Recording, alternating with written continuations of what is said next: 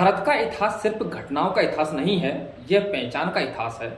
और जब बात पहचान की आती है तो एक सवाल बार बार सामने आता है कि जाट कौन थे। लेकिन इस सवाल से भी बड़ा एक प्रश्न है कि क्या जाट क्षत्रिय थे। यह सवाल सिर्फ इतिहास का नहीं है, यह सवाल समाज का है, राजनीति का है और पहचान का है। इस प्रश्न का उत्तर सीधा नहीं है, क्योंकि इतिहास हमेशा एक लाइन में जवाब नहीं देता, वह परतों में बात करता है। सबसे पहले हम समझते हैं क्षत्रिय का अर्थ क्या है। प्राचीन भारतीय समाज में क्षत्रिय शब्द का अर्थ था शासन करने वाला, युद्ध करने वाला और समाज की रक्षा करने वाला वर्ग। वेदों और महाभारत में क्षत्रिय एक वर्ण था, लेकिन वहां जाट शब्द नहीं मिलता। यहीं से पहला संकेत मिलता है कि जाट पहचान बाद में विकसित हुई। अब सवाल है कि अगर जाट क्षत्रिय थे तो उनका नाम प्राचीन ग्रंथों में क्यों नहीं मिलता। इतिहासकारों के अनुसार इसके दो संभावित उत्तर हैं। पहला, कुछ लोग मानते हैं कि जाट प्राचीन क्षत्रियों की ही शाखा थे, जो समय के साथ मुख्य धारा से अलग हो गए।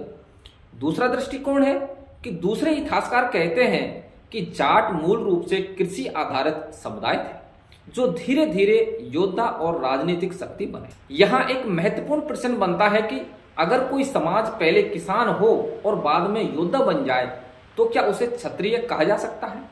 यही इस पूरे विवाद का केंद्र है। मध्यकाल में जब जाट समाज उभरता है तो हमें एक नई तस्वीर दिखाई देती है।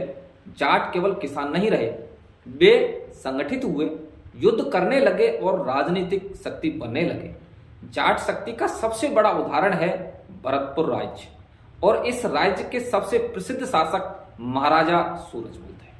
महाराजा सूरजमल जी को कई इतिहासकार उस समय का सबसे कुशल शासक मानते हैं।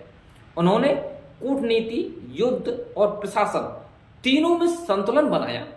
अब यहां सवाल उठता है कि अगर एक समाज राज्य स्थापित कर ले, युद्ध जीत ले और शासन करे तो क्या वह क्षत्रिय नहीं कहलाएगा। यहां हमें एक महत्वपूर्ण बात समझनी होगी कि क्षत्रिय केवल जन्म से नहीं बल्कि कर्म से भी जुड़ा था।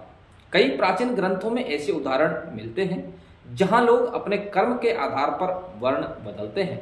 लेकिन मध्यकाल में क्या हुआ। मध्यकाल में समाज की संरचना बदलने लगी, वर्ण व्यवस्था और अधिक कठोर हो गई और यहीं से पहचान के संघर्ष शुरू हुए। कुछ ऐतिहासिक स्रोत बताते हैं कि जाटों को हमेशा ऊंची सामाजिक स्थिति नहीं मिली। कई बार उन्हें कृषि समाज के रूप में देखा गया, लेकिन इसका मतलब यह नहीं कि वे शक्तिशाली नहीं थे। असली संघर्ष क्या था? यह संघर्ष था सामाजिक पहचान का। जाट समाज राजनीतिक रूप से मजबूत हो रहा था, लेकिन सामाजिक मान्यता उतनी तेजी से नहीं बदल रही थी। ब्रिटिश काल में जाति और समाज को नई तरह से वर्गीकृत किया गया।